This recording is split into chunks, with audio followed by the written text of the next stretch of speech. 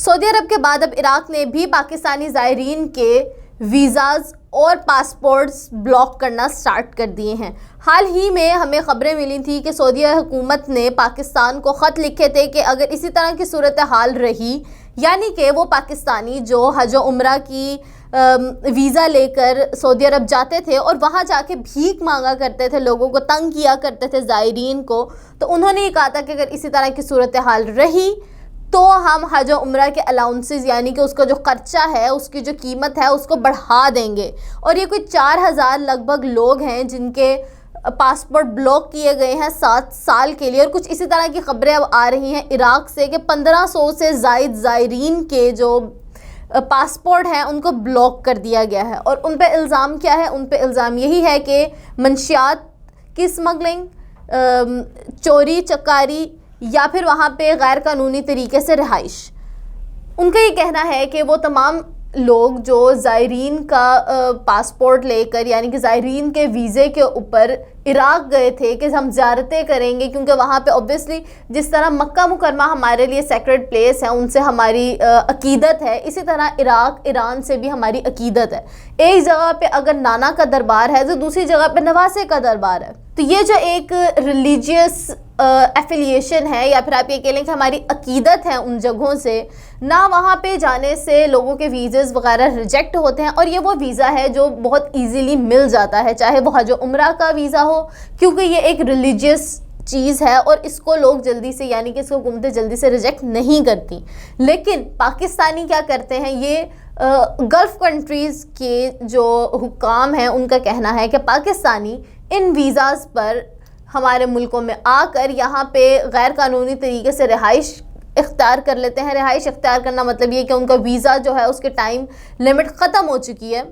لیکن پھر وہ انہوں نے وہاں پہ رہائش کرنا شروع ہو جاتے ہیں، وہاں پہ چوریاں چکاریاں کرتے ہیں، لوگوں کو تنگ کرتے ہیں اور منشیات کی اسمگلنگ کرتے ہیں۔ اس کے ساتھ ساتھ وہاں پر جو باقی زائرین ہیں ان سے بھیک بھی مانگتے ہیں۔ پہلے یہ سین دیکھنے کو ملا تھا سعودی عرب کی طرف سے، اور اب کیا ہوا ہے کہ 1500 سے زیادہ زائرین جو ہیں ان کے ویزاز یا پھر ان کے جو پاسپورٹ ہیں وہ پاکستانی حکومت نے بلاک کر دیے ہیں۔ 500 سے زائد افراد یعنی کہ زائرین ڈیپورٹ کر دیے گئے ہیں عراق سے پچھلے 6 ماہ کے اندر۔ وہ لوگ جو محرم کے مہینے میں وہاں پر عقیدت ظاہر کرنے کے لیے یا پھر وہاں پہ زیارتیں کرنے کے لیے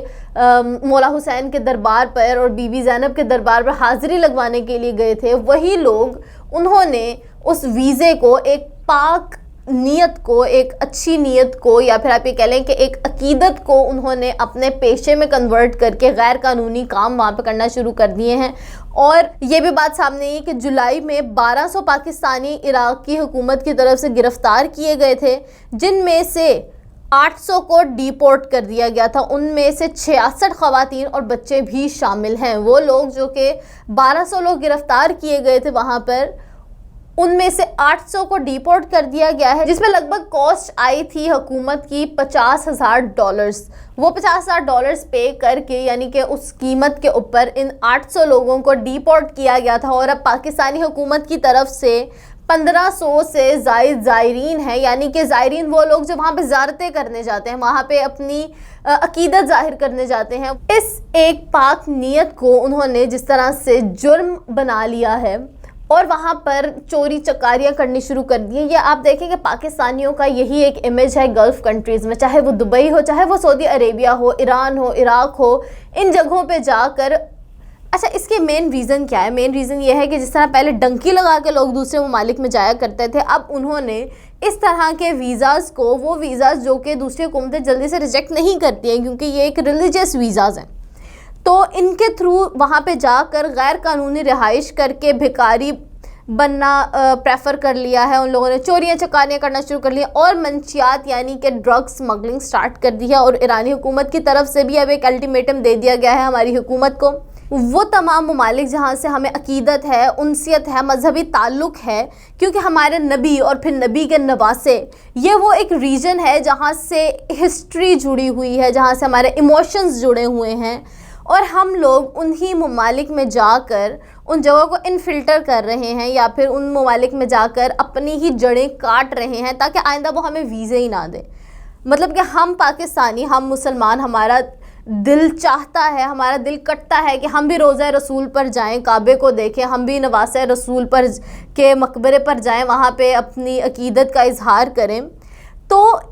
یہ وہ چیزیں ہیں جس سے ہماری امیج پر نیگیٹو امپیکٹ پڑ رہا ہے، اور پھر ہمارے ویزاز مشکل بنتے جا رہے ہیں. تو انہوں نے یہی ایک بات کی ہے ہماری حکومت سے بھی کہ اس طرح سے اگر پاکستانی یہاں پر آئیں گے اور یہ حرکتیں کریں گے تو ہم لوگ ان کے ویزاز ریجیکٹ بھی کریں گے اور ان کی